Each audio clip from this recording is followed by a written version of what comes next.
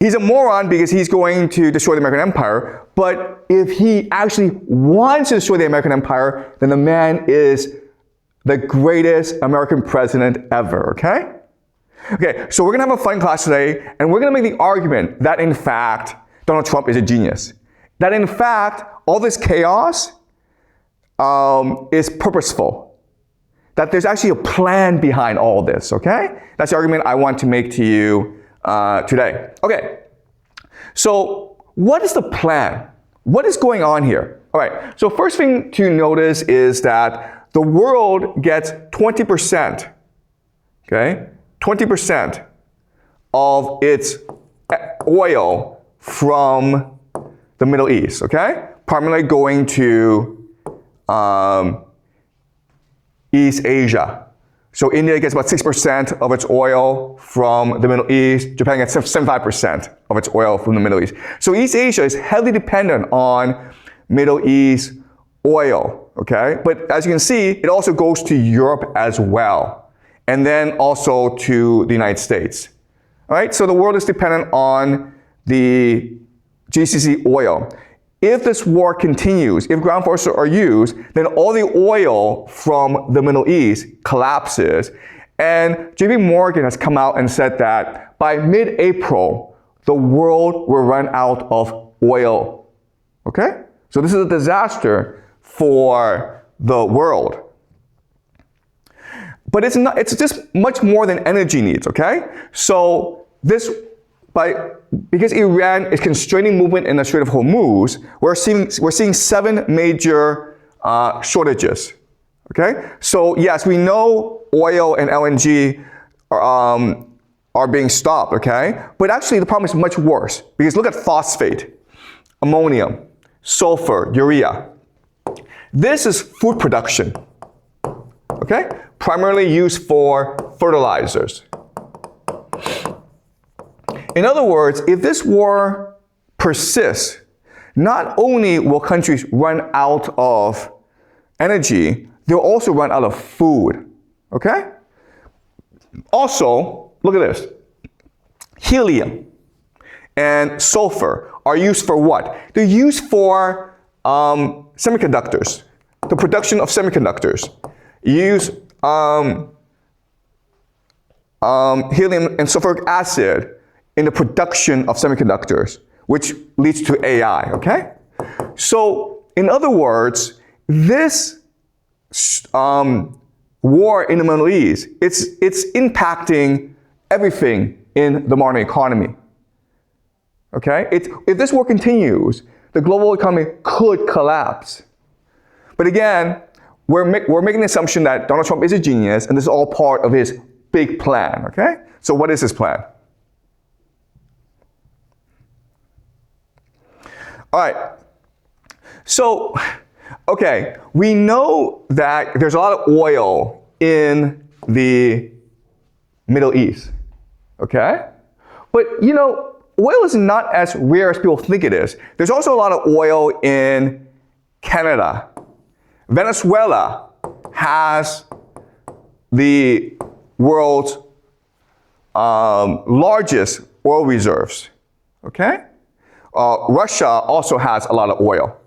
So in other words, if the Strait of Hormuz is closed, if this war in the GCC continues, it doesn't mean the world no longer has oil. All it means is the world is now much more dependent on North America and Russia for oil.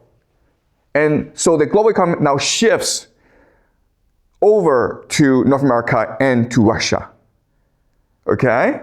So in other words, the United States starts a stupid war in the GCC in the Middle East. It can't possibly win, but it still benefits because now the world is much more dependent on North America, okay? Why is Venezuela important? Because America just took over Venezuela in January. Okay, and look, Canada has a lot of oil, and Trump is threatening to take over Canada. Okay, so now let's look at who needs the oil. Well, this map tells you that if you're in the red, you consume more oil than you export. And who are these countries? Well, they're Europe, okay? And they are East Asia, as well as Australia. Okay? So, yes, I understand Donald Trump's an idiot. Yes, I understand that he's going to lose this war in the Middle East. Yes, I understand he's going to destroy the global economy. But for some strange reason, he benefits. And the United States benefits. Because now, Europe and China, Japan, Australia, they're much more dependent on North America for resources, for food, for energy. Okay?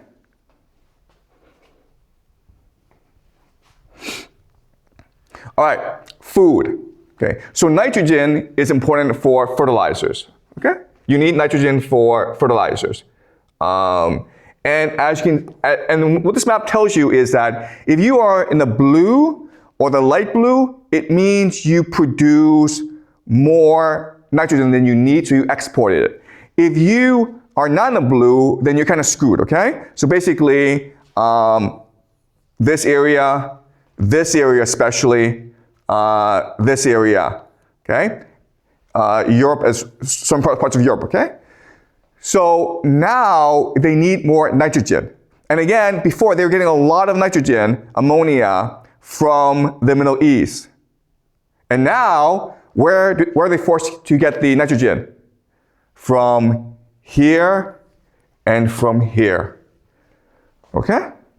So again, yes, I know Donald Trump's losing this war in the Middle East, but in the long term, America stands to benefit.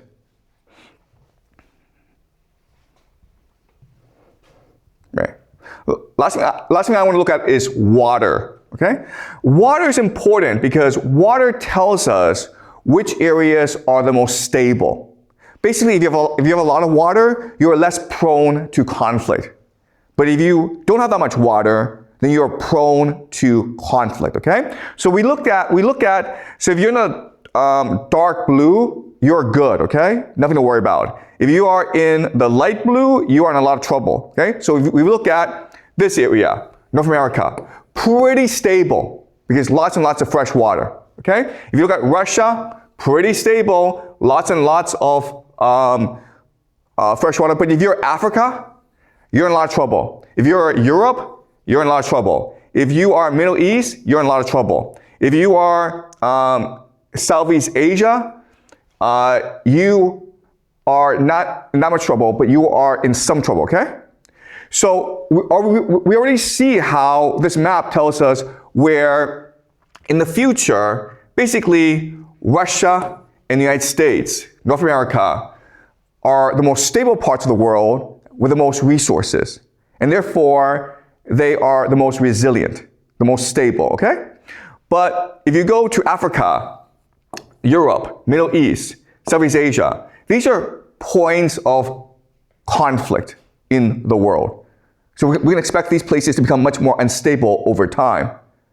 So in other words, all the United States and Russia have to do is maintain stability and then export resources to these places.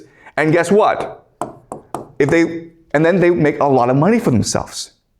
Okay? So again, I understand Donald Trump's an idiot. I understand this war in the Middle East is stupid. But from a long-term game theory perspective, the United States wins from this disaster. From a long-term perspective, okay? Now, you look at this map, you think, well, China's pretty good too, right? Like China has a lot of fresh water. The problem with China, though, is this.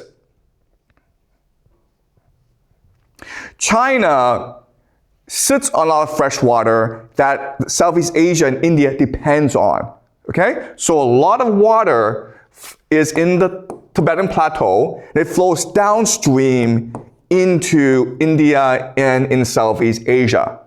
If there were a drought, using game theory, we can suspect that China might want to keep the water for itself, right? In which case, Southeast Asia and India would be very angry, okay? So this is a potential flashpoint that we have to watch out for.